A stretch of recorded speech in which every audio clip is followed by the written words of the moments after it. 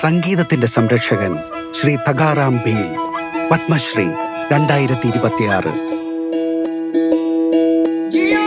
മൂൽസാഗർ ഗ്രാമം, ജയ്സൽമീർ, രാജസ്ഥാൻ.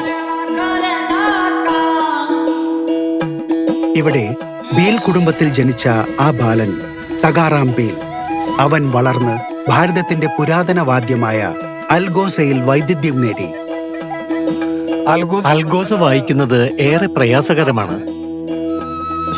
ശുദ്ധമായ സംഗീതത്തിനായി ഒരൊറ്റ ശ്വാസത്തിൽ ഇടവേളയില്ലാതെ ദീർഘസമയം തുടർച്ചയായി വായിക്കണം.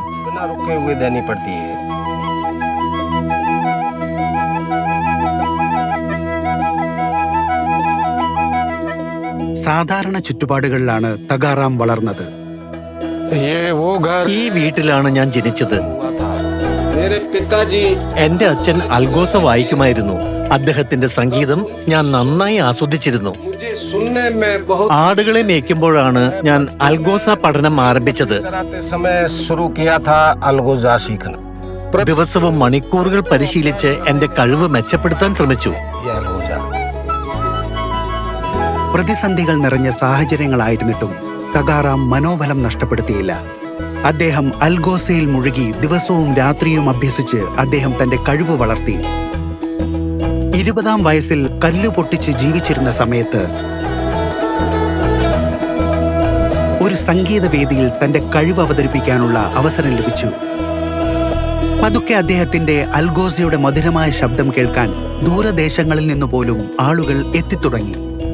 അദ്ദേഹത്തിന് ഉത്തര അമേരിക്ക, യൂറോപ്പ്, ജപ്പാൻ എന്നിവിടങ്ങളിലെ വേദികളിൽ അവസരങ്ങൾ ലഭിച്ചു. ഇതിലൂടെ ഇന്ത്യയുടെ പുരാതന നാടോടി സംഗീതം ലോകമെമ്പാടും പ്രശസ്തി നേടി.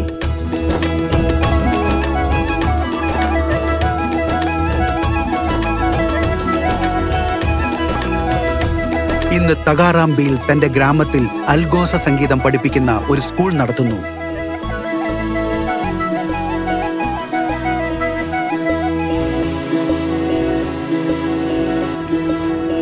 തന്റെ വിദഗ്ധ കരങ്ങളാൽ അദ്ദേഹം അൽഗോസ വാദ്യം സ്വയം നിർമ്മിക്കുകയും ചെയ്യുന്നു. ഇങ്ങനെ തകാറാം ഭീൽ ഒരു പുരാതന നാടോടി സംഗീത സംസ്കാരം ഇന്നും സജീവമായി നിലനിർത്തുന്നു.